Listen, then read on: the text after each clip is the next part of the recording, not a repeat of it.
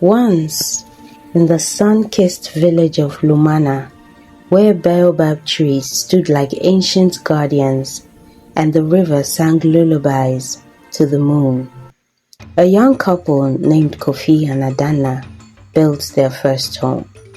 Their mud brick house, painted with white clay swirls, sat at the edge of the yam fields, its thatched roof woven so tightly that even the harmattan winds could not pry it open. They had married beneath the sacred iroko tree, and the elders blessed them with kola nuts and palm wine, promising many children. On the night the moon grew round as a calabash, Adana felt the first pains. The midwife, Mama Ya, arrived with her basket of herbs and a gourd of shea butter. Thunder rolled far away, though the sky was clear. When the baby finally slipped into the world, she did not cry. Instead, she opened her eyes the color of fresh palm oil, and smiled at the flickering oil lamp. On her tiny left shoulder bloomed a birthmark, shaped like a perfect cowrie shell, gleaming as though polished by the sea. Mama Ya gasped. "This child is kissed by the river goddess, or Shun herself," she whispered. "Name her Abena, for she is born on the day of the river's favor." Kofi and Adana cradled their daughter, marveling at the warmth that seemed to radiate from her skin. That very night, the dry well behind their compound bubbled forth with sweet water, and the yam mound that had yielded only 6 tubers suddenly burst with 100 more, fat and flawless. The neighbors came running, shouting, "A miracle!" The ancestors' smile. As Abena grew, so did the villagers' fortune.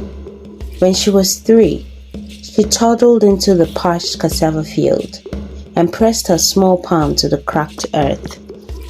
By morning, green shoots pierced the soil like spears of hope.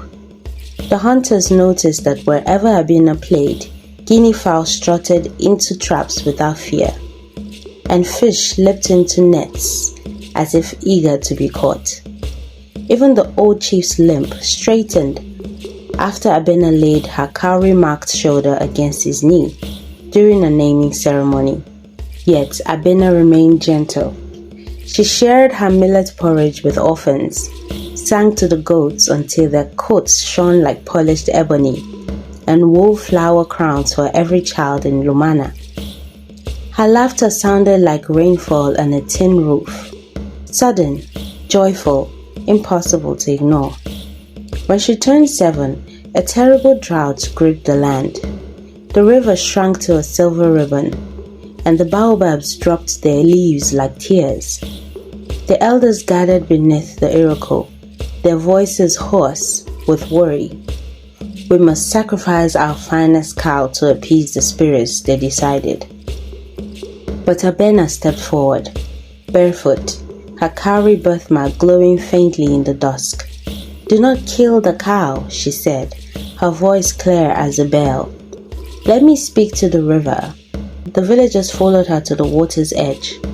Abena knelt, dipped her marked shoulder into the muddy trickle, and began to sing, an old song her mother hummed while pounding fufu.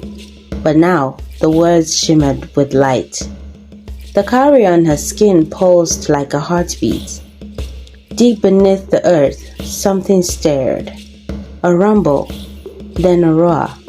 The river surged back to life, swelling until its banks overflowed with silverfish and lotus blossoms. Rain followed, soft at first, then drumming on rooftops like 1,000 talking drums. The fields drank greedily. The baobabs lifted their branches in thanks.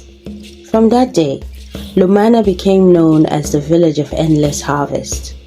Traders came from distant kingdoms, bearing salt and cloth, living with yam so sweet they needed no stew. Kofi and Adana's home grew into a compound with courtyards of laughter, and Abena, now tall and graceful as a palm, walked the path, scattering blessings with every step. On the night of her 16th birthday, the moon again grew full. Abena stood beneath the iroko tree, where her parents once wed. She pressed her COWRIE mark to the trunk and whispered, "I am only the vessel. The fortune was always yours to share." A breeze carried her words through the village, and every hearth fire burned brighter. The people of Lumana understood then. Abena's gift was not magic locked in her skin, but the reminder that kindness, like water, flows outward and returns 100-fold. And so, beneath the watchful eyes of baobabs and the gentle song of the river, the village of endless harvest thrived. Generation after generation, telling the tale of the girl with the COWRIE shoulder who taught them that true fortune is grown into open hands.